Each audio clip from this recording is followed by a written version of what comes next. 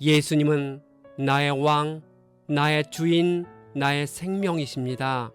하나님 아버지, 참된 신자들은 성령의 보증을 받기 때문에 결코 구원을 잃지 않는다는 말씀을 읽고 큰 위로를 받습니다.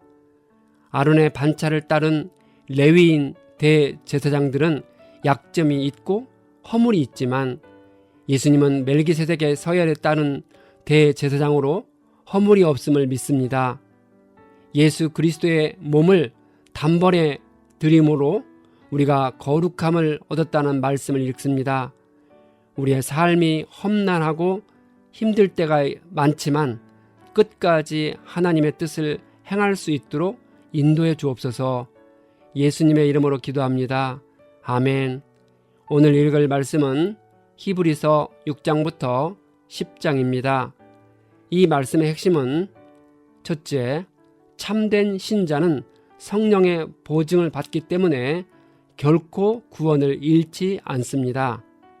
둘째, 멜기세덱 제사장은 대제사장 아론보다 430년 전의 인물이고 아브라함이 멜기세덱에게 11조를 바쳤습니다. 예수님만이 우리의 대제사장으로서 합당합니다.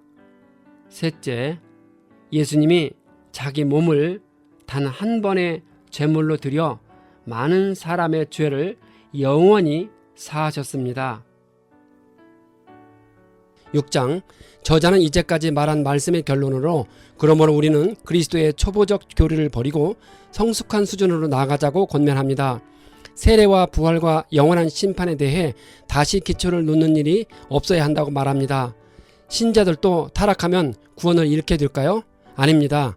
참된 신자는 성령의 보증을 받기 때문에 결코 구원을 잃지 않습니다. 물론 참된 신자라도 신앙의 경주에서 걸려 넘어질 수 있고 일시적으로 퇴보하거나 타락할 수 있습니다. 그렇지만 결국 하나님의 은혜로 회개하고 다시 주님께 돌아옵니다.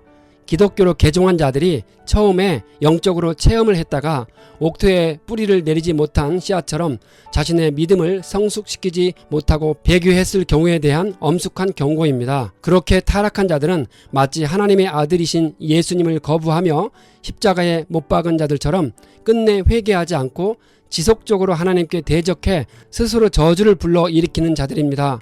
이런 자들의 삶의 열매는 합당한 채소가 아니라 가시와 엉겅퀴입니다. 저자는 편지의 수신자들을 안심시키며 하나님이 불의한 분이 아니시니 그들의 행위와 하나님의 이름을 위하여 보여준 사랑을 잊지 않으셨다고 합니다.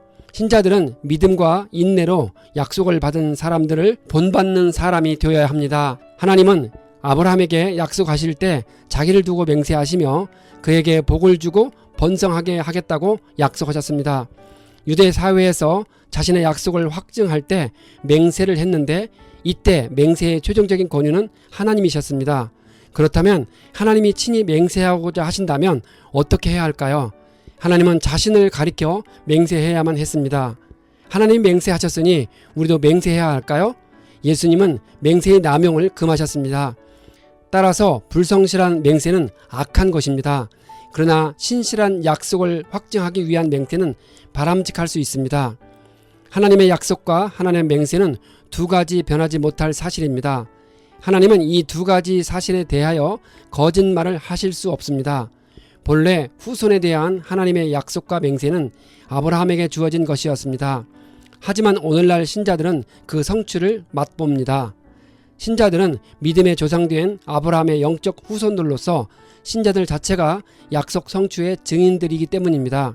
우리가 소망을 가지고 있는 것은 영혼의 닷 같아서 튼튼하고 견고하여 휘장 안에 들어갑니다. 닷은 튼튼하고 견고한 것으로 배의 닷은 배가 파도에 떠밀리지 않도록 배를 고정시킵니다. 영혼의 닷은 영혼이 세파에 흔들리지 않도록 고정시키는데 하나님 앞에 있는 소망이 그것입니다. 이제 우리는 멜기세덱의 반차를 따라 영원히 대제사장이 되시어 하나님께 나아간 예수님을 따라 우리도 하나님 앞에 담대히 나아갈 수 있습니다. 7장, 멜기세덱은 살렘 왕이요 지극히 높으신 하나님의 제사장이었습니다. 그는 왕들을 무찌르고 돌아오는 아브라함을 축복해 주었습니다. 아브라함은 모든 것의 10분의 1을 그에게 드렸습니다. 멜기세덱이란 이름은 정의의 왕이란 뜻이며 살렘 왕인데 그것은 평화의 왕이라는 뜻입니다. 아브라함이 멜기세덱에게 11조를 바친 사실을 강조하는 이유는 그가 레위 지파의 반차가 아니라 멜기세덱의 반차를 따는 그리스도의 대제사장 직분의 우월성과 영원성을 설명하기 위함입니다. 창세기 14장에서 아브라함이 멜기세덱에게 11조를 바친 사건은 분명 멜기세덱이 아브라함보다 높다는 사실을 보여줍니다. 왜냐하면 낮은 자가 높은 자에게 11조를 바치고 축복을 받는 법이기 때문입니다. 따라서 이는 멜기세덱의 제사장 직분이 레위 지파의 제사직보다도 우월하다는 것을 증명합니다. 왜냐하면 아브라함이 멜기세덱에게 11조를 바친 것은 모든 자손들을 대표해서 바친 것이므로 아브라함의 자손인 레위인들도 조상인 아브라함을 통해 멜기세덱에게 11조를 바친 셈이 되기 때문입니다.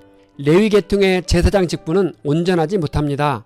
아론의 반차를 따른 레위 계통의 제사장들은 실체가 아니라 단지 예표에 불과한 짐승의 피로써 제사를 드렸으므로 하나님과 인간 사이의 간격을 영구적으로 연결시킬 수는 없었기 때문입니다.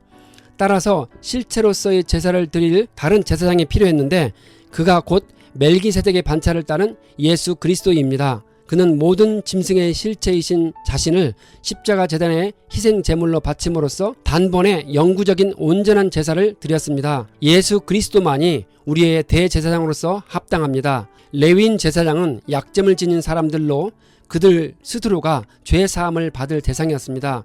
그래서 그들이 드린 짐승의 희생 제사는 불완전했습니다. 그러나 대제사장이신 예수는 온전한 사람으로서 하나님과 사람 사이에 온전한 중보자가 될 수 있었습니다. 이제 우리는 중보자요 대제사장이신 예수 그리스도의 희생의 공로에 의지해 하나님께 나아갈 수 있습니다. 8장 저자는 지금 말한 것들의 요점을 정리하고 있습니다.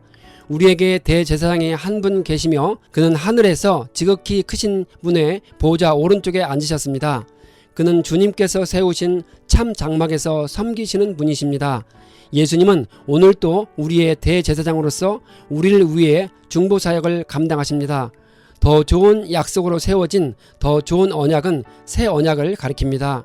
새 언약의 핵심은 그리스도로서 그분을 통해 얻은 구원과 영생을 가리킵니다. 첫 언약 곧 옛 언약은 무슨 흠이 있을까요? 첫째, 그것은 제한적이었습니다. 옛 언약하의 제사는 영원한 속죄를 이룰 수 없고 그래서 반복적으로 제사를 드려야 했습니다. 반면 새 언약하의 그리스도의 희생 제사는 단번에 영원한 속죄를 이루었습니다. 둘째, 그것은 심판에 기초하고 있고 새 언약은 은혜에 기초하고 있습니다. 셋째, 그것은 죄인이 하나님께 직접 나아갈 수 없었고 반드시 제사장이 중재해야 합니다. 반면에 새 언약하에서 우리는 그리스도를 힘입어 하나님께 직접 나아갈 수 있습니다. 옛 언약이 짐승의 피로 맺은 율법의 언약이라면 새 언약은 그리스도의 피로 맺은 은총의 언약입니다. 옛 언약이 몸에 기록되었다면 새 언약은 마음에 기록되었습니다. 그래서 새 언약은 그리스도를 통해 우리가 하나님의 백성인 것과 하나님의 백성답게 살아갈 능력을 보증해 줍니다. 새 언약은 그리스도의 재림 때에 완전한 형태로 나타나게 될 것입니다. 9장 1절부터 10절까지는 첫 장막에 대한 설명이 언급되어 있습니다. 첫 장막은 출애굽 제2년 1월 1일에 이스라엘 백성들이 모세의 인도하에 시내산 아래에서 만들어 세운 장막을 가리킵니다.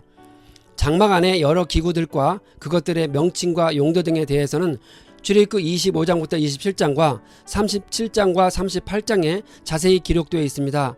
구약의 성막은 소중한 존재였기 때문에 장막에 함부로 들어갈 수 없었습니다.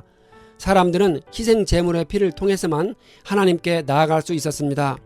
이는 장차 그리스도의 십자가 희생의 피로서만 우리가 하나님과 화목해질 수 있음을 가르쳐 줍니다.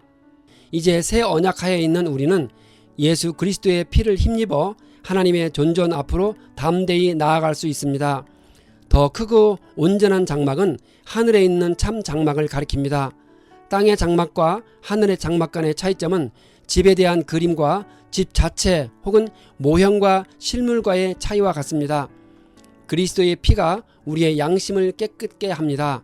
그리스도의 피는 성령으로 말미암아 우리의 마음속에 품은 양심의 죄를 씻어주시는 것은 물론 우리의 전 인격을 온전히 속죄하기 때문에 우리와 하나님과의 관계를 온전히 회복시키십니다.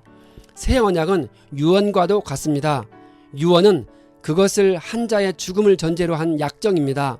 그리스도는 자기 백성에게 새 언약을 약속했는데 그것은 유언과도 같이 그리스도가 죽음으로써 효력을 발휘하는 것입니다. 결국 그리스도는 십자가 위에서 피 흘려 죽으셨습니다. 그 결과는 그리스도의 약속은 비로소 효력을 나타내어 죄인들이 하나님과 화목할 수 있게 되었고 또 영원한 죄 사함을 받을 수 있게 되었습니다. 왜 하나님은 죄의 대가로 피를 요구하셨을까요? 죄는 하나님의 거룩함을 거스리는 돌이킬 수 없는 침해 행위였습니다. 그래서 죄에 대한 유일한 해결책은 죽음의 형벌뿐입니다.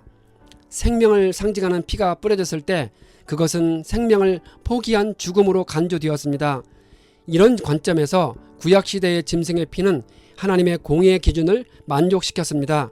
하지만 그 효과는 일시적이었습니다. 신약시대의 그리스도의 피가 십자가 위에서 정월 초하루에 첫 번째 흘렸을 때 하나님의 공의는 영원히 충족되었고 그래서 우리는 죽지 않고도 죄 사함을 받을 수 있게 되었습니다. 그 효과는 영원한 것입니다.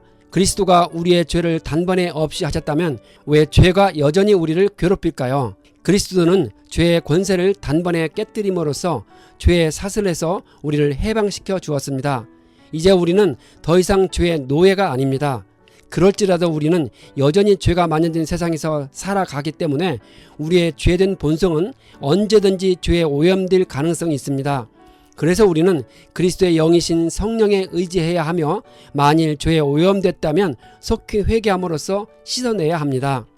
10장 율법은 장차 올 좋은 것들의 그림자일 뿐이요 실체가 아니므로 해마다 반복해서 드리는 똑같은 희생제사로서는 하나님께로 나오는 사람들을 완전하게 할 수 없습니다. 제사에는 해마다 죄를 회상시키는 효력이 있습니다. 황소와 염소의 피가 죄를 없앨 수는 없습니다. 그렇지만 구약시대의 수많은 희생 짐승들은 헛되이 죽지는 않았습니다. 짐승의 피는 부분적이고 일시적이었지만 속죄를 이루었고 또한 장래 그리스도의 피에 대한 그림자로서 훌륭한 가이드 역할을 해 주었습니다. 그런데 왜 하나님은 제사와 예물을 기뻐하지 않으셨을까요? 율법에 따라 드리는 구약시대의 모든 제사와 예물은 실체가 아니라 실체에 대한 그림자요 모형일 뿐이었습니다. 또한 하나님이 제사를 통해 정말로 원하시는 것은 예물이 아니라 예배자의 온전한 마음이었습니다. 하지만 구약시대의 제사와 예물로는 이 같은 하나님의 요구를 충족시킬 수 없었습니다. 그러나 모든 제물의 실체이신 예수님이 자신을 제물로 드렸을 때 하나님은 비로소 만족하셨고 나아가 그리스도에 의지하여 심령으로 드리는 신자들의 예배를 기뻐하십니다. 하나님이 폐하려 하시는 첫째 것은 구약의 제사이고 세우려 하시는 둘째 것은 예수 그리스도의 순종을 가리킵니다. 예수님은 구약 즉 옛 언약을 폐하고 신약 즉 새 언약을 세우려 오셨습니다. 그리스도의 원수는 주님의 십자가 희생을 부정하는 모든 자들입니다. 그중 우두머리는 사탄입니다. 사탄은 그리스도를 대적하는 모든 불신 세력을 이끌고 배후 조종합니다. 또한 교회를 공격하고 신자들을 박해하는 자들도 그리스도의 원수입니다. 뿌림받은 마음은 죄가 제거됨으로써 정결하게 된 양심을 의미합니다. 그리스도의 피로 우리는 악한 양심에서 벗어나 정결한 양심을 가질 수 있게 되었습니다. 씻음받은 몸은 물세례를 가리킵니다. 물세례는 우리의 영혼이 죄로부터 씻음받았음을 나타내는 외적인 종교 의식입니다. 저자는 그날이 가까움을 볼수록 더욱 힘써 모이라고 권면합니다. 그날은 그리스도의 재림의 날입니다. 예수님이 세상을 심판하기 위해서 오시는 그때에 불신자들은 예수님을 자신의 구세주로 받아들이지 않는 데 대하여 영벌의 심판을 받을 것입니다. 그날의 신자들도 역시 심판을 받을 것인데 신자들은 각자의 삶에서 얼마나 충성스럽게 하나님을 섬겼느냐에 대해 상급의 유무에 대한 평가를 받게 될 것입니다. 신자가 된 이후에 범한 죄도 용서받을 수 있습니다. 용서는 자신의 죄를 고백하고 회개하는 자에게는 언제든지 유용합니다.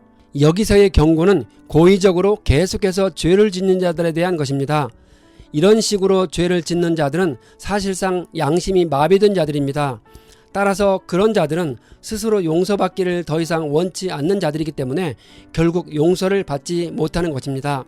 저자는 신자들에게 인내가 필요함은 그들이 하나님의 뜻을 행한 후에 약속하신 것을 받기 위함이라 합니다. 잠시 잠깐이면 오실 이가 오실 것이라 합니다. 나의 의인은 믿음으로 말미암아 살리라는 말은 믿음으로 의롭게 될 수 있다는 이신칭의 사상을 표현하는 말입니다. 우리는 하박국 2장 4절, 로마서 1장 17절, 갈라디아서 3장 11절 말씀에서 하나님의 은혜의 선물로 주신 믿음이 사람에게 심겨져 주님의 신실하신 인도하심 따라 자란다는 것을 알 수 있습니다.